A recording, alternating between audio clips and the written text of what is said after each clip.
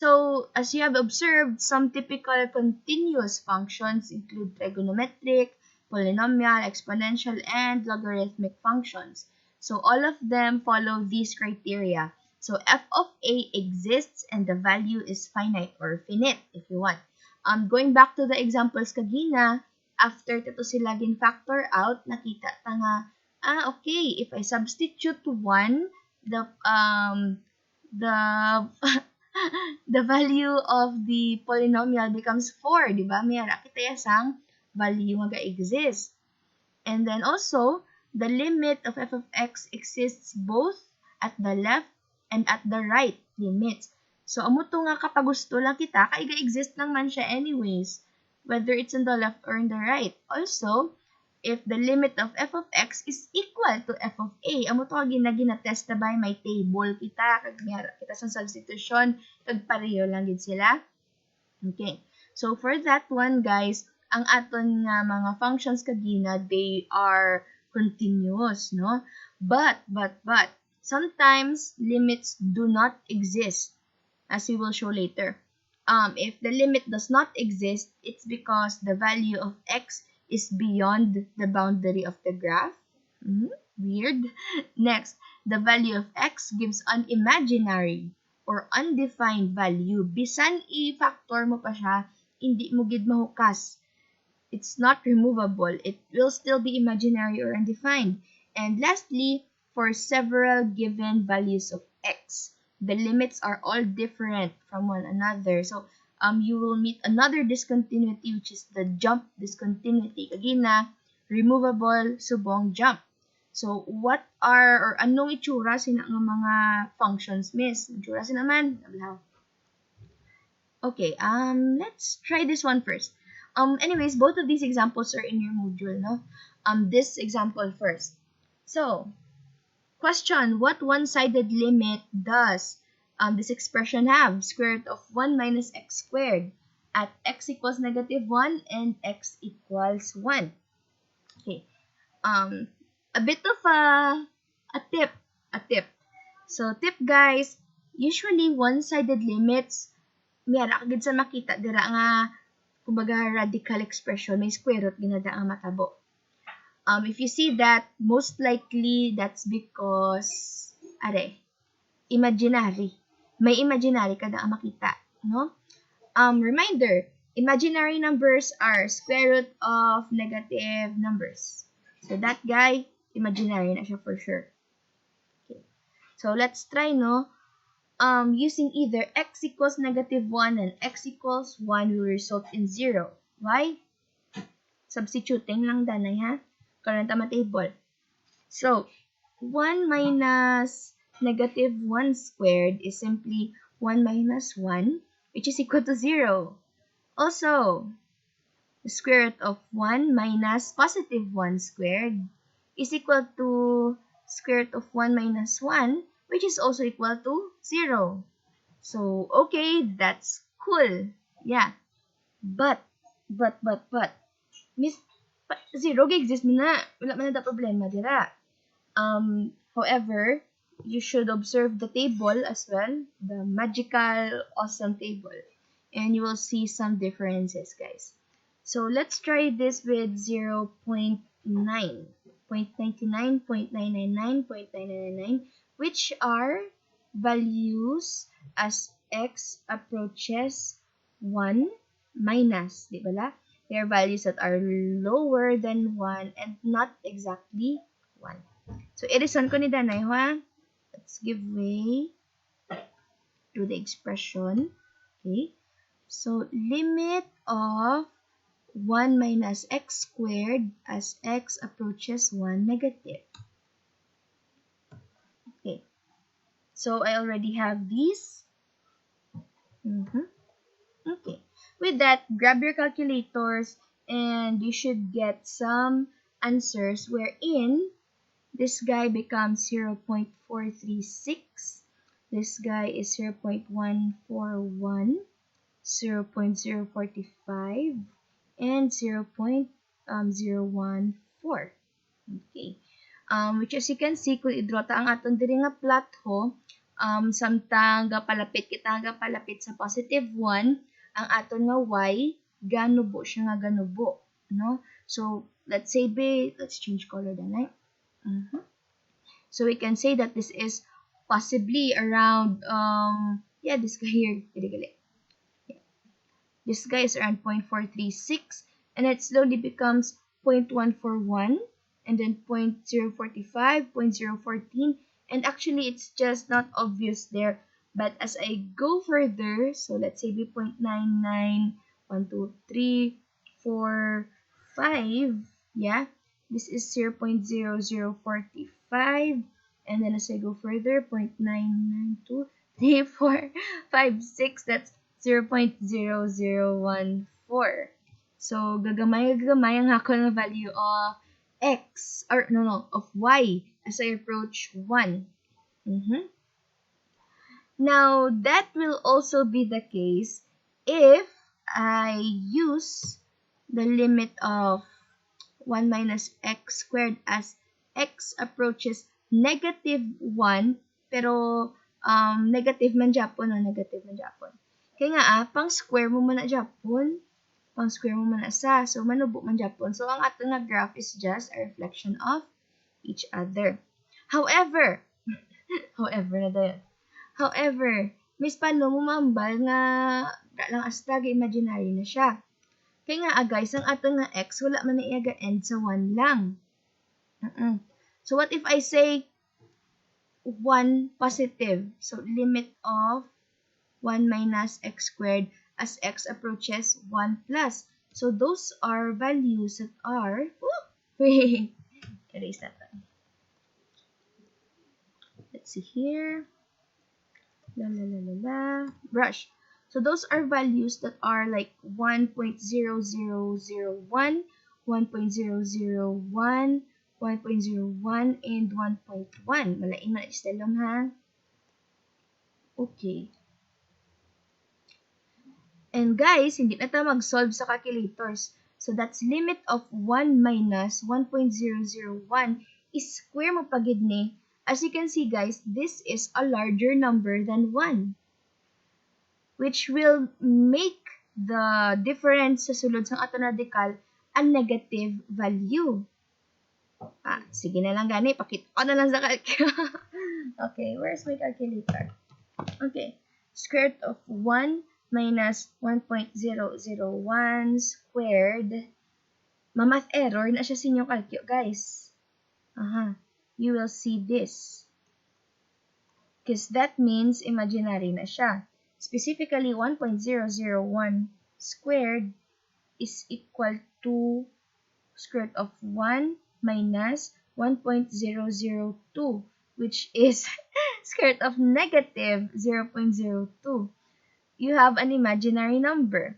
So with that, guys, when you exceed 1, hindi ka naka-plot kay imaginary na siya. The same will happen if you exceed negative 1. Yeah? So with that, guys, the limit for our polynomial as, or our expression as x approaches 1 plus and 1 negative does not exist. That's why, guys, it's a one-sided limit because the limit only exists in the positive y-axis. Okay? Irasunta ni siya para kayo mo ta conclusion. Let's see. Himo kita conclusion. So, limit does not exist in the negative y-axis. Therefore, one-sided limit siya. Okay? So, one-sided limit ang ato nga gin-solve. So, now, how is this going to be sa ato nga exam? So, in our exams, you are going to be asked if the given function is one-sided or not. Yeah. So, is it one-sided or not? With that, you are going to use the table again and then mabutang ka mo sang inyo nga mga values and then see if you exceed those values, if it becomes one-sided or not. The tip again is kung mera ka mo makita dara nga root or a radical sign, laban-laban, one-sided na siya. Laban-laban gid. Okay? So, let's get rid of this and proceed to the next example.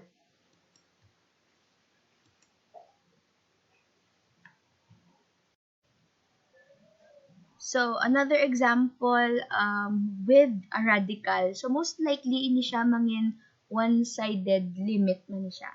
But let's just prove it, guys. What if our x approaches 3? And let's see if what happens kung aton nga gamiton our values higher than 3 and the other ones are lower than 3. Pero, I think meron na kamo sa idea nga gamay. If I put any number diri sa x nga higher sa iya, for example lang din niya, diba higher si 4 kay 3, tapos i-root mo na siya, ang makuha mo is negative 1, laban-laban ang diri nga table, mga imaginary numbers kini. Laban-laban. Pero sige lang, balasugtin nyo lang ko. Siguro, tadanay diri sa may x approaches 3 negative, no? Okay, so, himuan ta siya table, 0, 1, 2, 3. So, these are numbers that are not exactly 3, but lower than 3. So, once again, guys, ang aton nga number line is just for guide, no? Kung ano nga mga values ang ibutang ko sa table. So, lower than 3, but not exactly 3.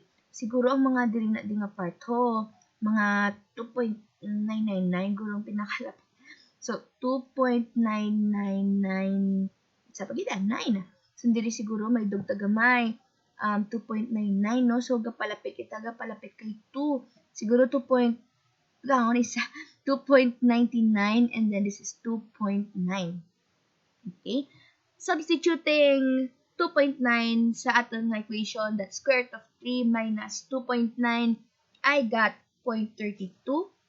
Next, square root of 3 minus 2.99, I got 0.1. Square root of 3 minus 2.999, that's 0.032, and then this guy. Okay. As you can observe, guys, we still have values, but they are becoming smaller. Yeah? And therefore, our limit exists sa aton nga left side. So, with that, butang ta this one therefore. Limit exists on the left side. Now, let's try those numbers that are higher than 3 but not exactly 3. So, doon naman taliwat number 9, 0, 1, 2, and 3. Now, numbers that are higher than 3 but not exactly 3 are located here. Siguro, mga diri na o mga 3.0001, 3.001, and then there. Now, if you input this to your calculator, you will see that square root of 3 minus 3.0001 is going to give you a math error. Kay imaginary na siya. Imaginary, imaginary, imaginary, and imaginary. Therefore, limit does not exist on the right side of 3. Okay. And going back, guys, sa aton diri nga kumbaga dulos yan or conditions. So, the value of x is beyond the it's here. There. Talang. Okay. So, it says there that the limit of f of x exists if it's there on the left and the right sides and they are finite. So, in this case, guys, ang aton nga limit, wala siya ga-exist on the right side. So, wala ito na follow ang aton nga condition. Therefore, guys, this function is a one-sided limit because it only exists on the left side. So, therefore, one-sided limit siya. So, if you're being asked, is this function one-sided or not?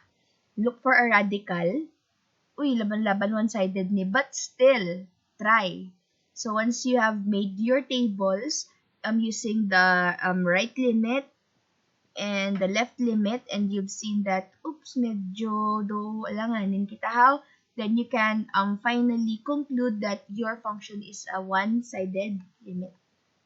Okay. But it's not just radicals that provide you with one-sided limits. Let's try this one. Yeah. Okay. Suppose that f of x is equal to -2 if x is less than 0 and 3x if x is greater than or equal to 0. Now, find the limit at 0. Yeah. So, if you see this, don't be scared. What you're going to do is, change color tag. What you're going to do is to consider each of these expressions. Isa-isahon mo na siya. Now, ang aton nga y is becoming or will become -2 if x is less than 0. So what are those values? You have 1, you have 2, you have 3. Negative is like negative, negative, negative. 1, 2, 3. Okay. Miss, are we going to need a table for this? Okay, in this case, guys, ang aton nga table will change. Why is it going to change? Because it's pretty obvious what the outcome will be at 0, but we have to satisfy this expression right here and this one as well para obvious ang aton nga graph. So, -2 siya if ang aton nga x are or is less than 0. So, less than 0 are numbers like -1, -2, and -3. At that point, guys, ang aton nga y is -2. So, siguro, diri siya, oh. Okay. And then, -2. So, -2 man ang aton nga y. And then, ang x natin is -3. So, ang aton nga y is also -2. And then, you get to form this line. Pakadto didto. Because bisan -4 pa na siya, -5, di ba? Less than 0 man na siya mo. So, -2 siya po ng aton nga y. But, as you can see, balik na sa interval natin ng klase, no? It's just less than 0. Wala sang equal. So, our circle here is going to be hollow. Hollow. Okay? Now, what if x is greater than or equal to 0? So, mayara kita equal. Laban-laban, guys. Ang inyo, ang circle, shaded na siya. But with this one, let's make a table. So, this is why medyo mayara kita sang difference, no? Let's see here. Tawag ko rin. Oh, no. There. And then, here. And then, okay. Bada ni table, ah. Okay, x, y. Numbers that are greater and equal to 0. So, that's 0. Greater siya si 1, 2, 3. Okay. And then, substitute na kita. So, 3 times 0 is just 0. Yeah. 3 times 1 is just 1. Oh, no, not 1. 3. 3 times 2 is 6. And 3 times 3 is 9. There's no need for this actually. I just need a table. So with that, we can plot at x equals 0, y equals 0. So dili siya. And like I said earlier, since mayara sang equal to, this circle is going to be shaded. Okay. If x natin is 1, ang aton nga y is 3. So RDC 3, RDC 1, plot that. Okay. And it looks like kailanganan ko ni pagamayon ng ako nga plot. So, let's make it smaller. Hopefully, kitahon pa ni siya. I'm just demonstrating anyways. Okay. Let's see here. Taason pa ni siya. And then, brush pagid. So, 4, 5, 6. 6 din na. So, if x is 2, ang aton nga y is 6. And 7, 8, 9. 9 dire. If x is 3, our y is going to be 9. So it's somewhere around here. And you should be able to draw a boom, there, a line. It's going to extend further pababaw pasaka. Okay. As you can see guys, again, our table is different. Aside from the numbers up there being whole numbers for your comfort, ang aton nga y does not really approach a certain value, no? What it just shows here though for this example is that. Balik kita dire sa aton nga law. So, ang nakita naton is the limits are different from one group. Ari siya, oh. The limits are different from one group. Miya kita sa makita nga jump, discontinuity. Jump, discontinuity. Again, it's right here. Because guys, this group here where it says na at -2 or -2 ang aton nga y if x is less than 0, ang aton nga plot is different compared sa iyasang ini nga expression 3x as an x is greater than or equal to 0. Okay, you have values for x, 0 siya. Pero kung makita mo ang limit mo, wala sila gatabo. Ang inyo nga line, wala gatabo. Because of that, mira kita sang jump. This is why, guys, expressions that look like this, may brackets, most likely will be a jump discontinuity. Kita nyo ang pattern, guys. So, it's most likely going to be a jump discontinuity. And, to be honest, guys, the limit does not exist for this guy.